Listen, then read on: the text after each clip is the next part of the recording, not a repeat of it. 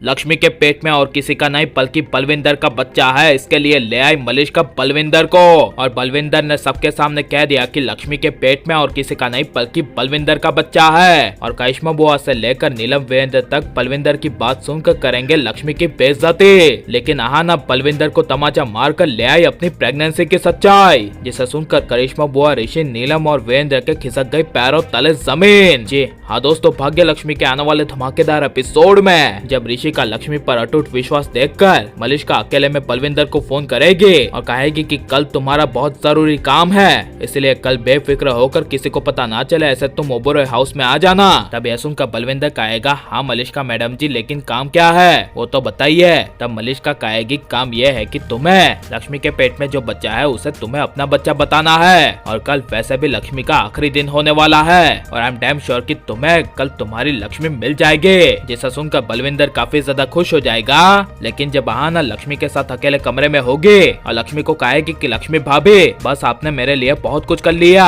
चलो अब मैं सबको बता देती हूँ कि जो आपके पेट में बच्चा है वो असल में आपके पेट में नहीं बल्कि मेरे पेट में बच्चा है और प्रेग्नेंट आप नहीं बल्कि मैं हूँ। तब ये सुनकर लक्ष्मी आहाना को पकड़कर आहाना को इनकार करेगी और कहेगी, नहीं नहीं आहाना, अभी तुम ये बात किसी को भी मत बताना, वरना पता नहीं तुम्हारी और गौतम की शादी टूट जाएगी। और तुम्हें वैसे भी गौतम के साथ शादी करनी है ना, तो मैं तब तक तुम्हारे लिए इतना सह लूंगी। गौतम की शादी हो जाए बाद में हम सबको बता देंगे। यह सुनकर आहाना लक्ष्मी की बातें मान लेगी।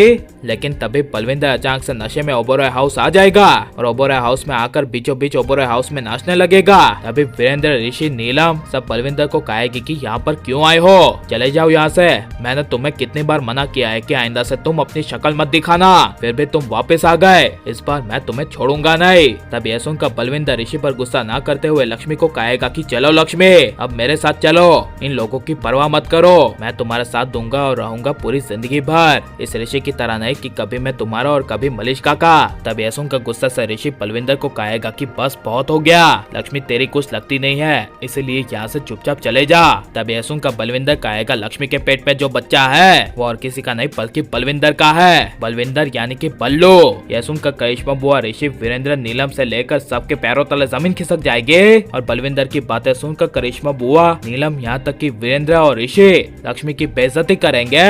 और वीरेंद्र गुस्से से लक्ष्मी को कहेगा कि छी छी लक्ष्मी, मैंने कभी सोचा नहीं था कि तुम ऐसी निकलोगे। तब यह सुनकर मलिष्का कहेगी, हाँ मैंने कहा था कि लक्ष्मी के पेट में और किसी का नहीं बल्कि ड्राइवर का बच्चा है और इस घर का ड्राइवर यह रहा बलविंदर, इसका पहले से बलविंदर से रिश्ता है। तब यह सुनकर आहाना तभी मलिष्का के सामने जाकर अचानक से मलिष्का को जोर से तमाचा मार देगी और कहेगी, बस अब सबका बहुत हुआ, कोई भी लक्ष्मी भाभी पर और ज्यादा सवाल नहीं करेगा। तब यह सुनकर लक्ष्मी आहाना को रोकने के लिए जाएगी। तभी आहाना कहेगी, नहीं लक्ष्मी भाभी, मुझे आज और अभी बोलने दीजिए।